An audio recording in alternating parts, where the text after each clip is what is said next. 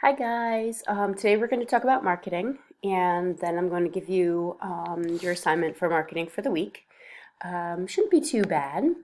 The last part of this unit, we're in Unit 4, and we talked about advertising. Now we're going to talk about marketing in general, right? We know that marketing has several different functions. One of the main ones is advertising, and that's why we did that one first, because we've talked about advertising before. But now we're just going to talk about the basics of marketing. In order to successfully launch a product or a service, a company has to be able to market it, right, to their own target market. Um, we've talked about a market of people, right? A market is the group of customers who share common wants and needs. I think I've given you guys as an example as being a market maybe for a product that I want to sell to you. And then a target market would be if I narrow it down to only a few of you that I'm pretty confident want to buy the product. So you go from a market, which is a large group of people, to a target market, which is a smaller group, a little bit more assured that they're going to be interested in your product. Um, so technically, the definition of marketing is the process of creating, promoting, and presenting a product or service to meet the wants and needs of customers. Okay? So there's 7 different functions of marketing, right? Which means the different facets of marketing. What are the things we do when we work in marketing? What do marketers do? Well, they distribute goods and services. So that's the process of getting the good or the service to the customer. Okay? Whether it's them when it's them purchasing it, handling the stock or inventory, but distribution is how we get the product or service to the customer. That's a marketing function. As well as financing, right? Because here they have to get the money that's necessary to set everything up. So in marketing, you also have to know about financing as far as what is this product going to cost us? How much do we want to sell this product for? Things I'm pretty sure we've discussed before. Okay, so a lot of this is probably not that new to you. We're just kind of putting it all into one lesson. Um, Another function is the marketing information management. That's just like, a fancy way of saying doing the market research, gathering all of the information. We've talked about marketing research in class before, so this is the same thing. Marketing information management is gathering and analyzing information about your customers, what's trendy right now, what's popular, who the competition is, doing all that research so that you can successfully launch your product. The other function which we have talked about is pricing, deciding how much to charge for the product or service so that they can make a profit, right? We've talked about that. We've talked about how they need to make a profit. Worst case scenario, hopefully you would break even, which means you wouldn't lose any money, but you wouldn't gain any money. But once we start losing money, then the business will most likely have to claim bankruptcy or just close down. The other function is product service management. And so this is obtaining, developing, maintaining, and improving a product or service. Excuse me, a product mix in response to market opportunities. So product service management is when you take your current product or service that you have and you make it better. You make it more desirable by the customer, depending on what's going on in the market for that type of product. Promotion. Now this is what you worked on with advertising. So promotion is any effort to inform, persuade, or remind potential customers about a product or service. So when you're promoting it, you're advertising it. Okay, and then the function of selling is also a marketing responsibility, and this is providing the customer with the goods or services that they want to buy.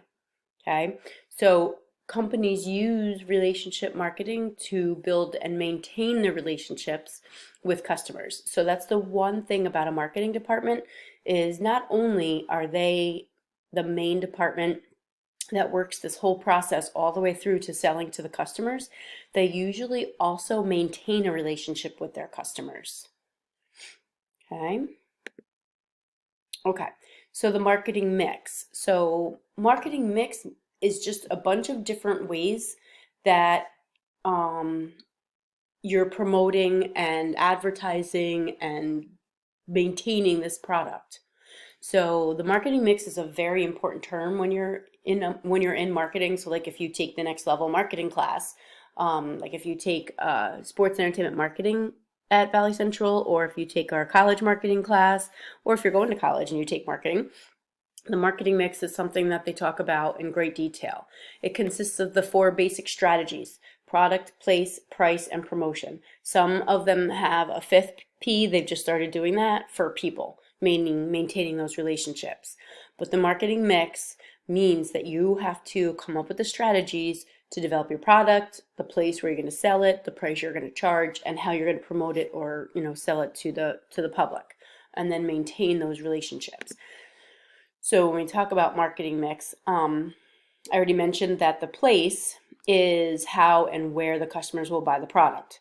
This is where we talk about distribution, the way you're going to get the product from you to the customer is the channel of distribution. Okay. Price, as we've already mentioned, is determining the price of the product. So I think I've mentioned before, but you have to remember that when you're talking about price, you're talking about how much it costs to buy the materials for someone to actually make the product, or the machines and equipment that you need to make the product. Every cost that's associated with making your product, the lights that need to be on, if you need to pay health insurance for your employees, every single little thing that's associated with this product as far as cost has to be figured out when you're determining what you're going to charge for this product in order for you to make money.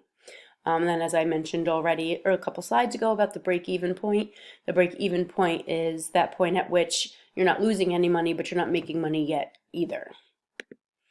Promotion is, one of the other marketing mix facets. This involves making the customer aware of your product, promoting it, getting the word out there. So the advertising that we talked about in the beginning of this unit last week, that's promotion. That's one of the promotion activities. Market research, which I've talked about already. Market research is extremely important if you're going into your own business. You need to research who your target market is, what their wants and desires are, how much it's going to cost for the product, who your competition is. You need to be able to research before you put your products or services together, so that you know what you're getting into and so that you do it in a way that's successful. The marketing concept, this determines, so from your research, you're going to determine the wants and needs of your customers and provide them with more customer service and a more efficiency, so that your competition is not an issue. Okay, and that's all. You're going to gather that information from doing your research. So as I mentioned, you need to gather information about your customers before you can put your product on the market, even before you finish building or putting together your product or service. You have to analyze their demographics. We've talked about demographics, I believe. You need to know their age group, their salary range, their hobbies.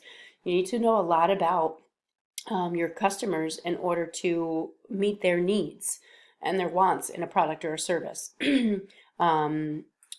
A lot of that information can be found from the United States Census Bureau.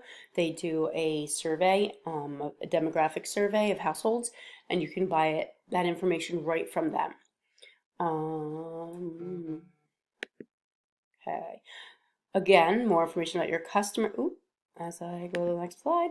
Okay, so after setting your market, the firms can then aim their goal towards that group. So pulling this all together, you could see we're talking about target marketing, market segmentation. So target marketing is what I mentioned. You have your target of people. You have your market, right? Your market is everybody in your class, like I mentioned. Okay, all these kids are the same age, live in the same area. I think they may want to buy my product. But then after all the research I've done, I'm going to narrow it down to like maybe 6 or 7 of you. That's going to be my actual target market. I'm going to focus on you because I'm pretty sure that you guys are really the most possible or the biggest possibility of buying my product or service. Okay, so that's target marketing. You only know that after you do your research. Market segmentation is a division of a market for a product into groups. So this is where I may say, okay, so of those 7 in my target market, 3 of them live in this area and 4 of them live over here. So if my store is located right here, that might be best for both groups. So market segmentation is just taking that group of people and putting them into their own little groups depending on some traits or needs that they might have. There's a lot that goes into marketing, guys, so you need to let me know if you have any questions. But let's just go on and see what else we have here.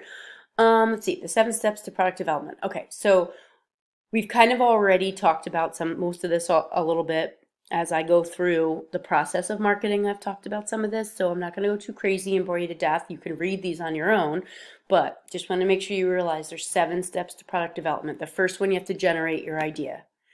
The second one, you have to screen your idea. That means evaluate each idea that you have, make sure that this product or this company doesn't already exist. If it does, how are you going to make it different? Step 3 is to develop your business plan. All right. Your business plan is a plan that we have discussed that, if you've taken business ownership with Ms. Tanasso, you've learned how to do a business plan. This is your plan for running your business, for opening your business, and you cannot start up a new business without it. It's a requirement. Develop the product, right? So then you have to develop your product, come up with a prototype. Test the product. I believe it's Cincinnati. I think it might be Cleveland. Cincinnati or Cleveland, Ohio. I cannot remember which one is like the epicenter for product testing. So they literally test new products in that environment to see how they do. So you're going to, after you have your prototype, you're going to take a market of people and you're going to test the product out or the service out and see how they like it. Then you're going to, if that's successful, introduce your product to your market and then evaluate the customer acceptance. So now you're going to say, okay, are customers buying it? If they're not buying it, why not? What can I do differently? How can I fix it? Let's make this product the best it can be. Okay. Okay. So that was it. That was your part of Unit 4, discussing marketing. Please, please, please let me know if you have any questions. Your assignment is actually going to be, you know what? I wonder if I could pull it up since we still have a couple minutes so that I could talk to you about it. Those are the slides. Here, I think this is it. So what you're going to do for this assignment is you are going to take a look at different ways that you can market the product. Okay, it's this little chart here. You're going to come up with 10. You can do 12. That'll give you extra credit if you find 12. But in this first column, you're going to find different advertising types. You can you can use a TV commercial, a flyer that comes in the mail, a radio ad, a billboard that's outside that you pass. You could do an online advertisement that you see, a magazine. If we were doing this in class, I have a stack of magazines that we would have used to do this project just so that you could have a different, something different to look at instead of using TV or radio. But you can use any of these different types.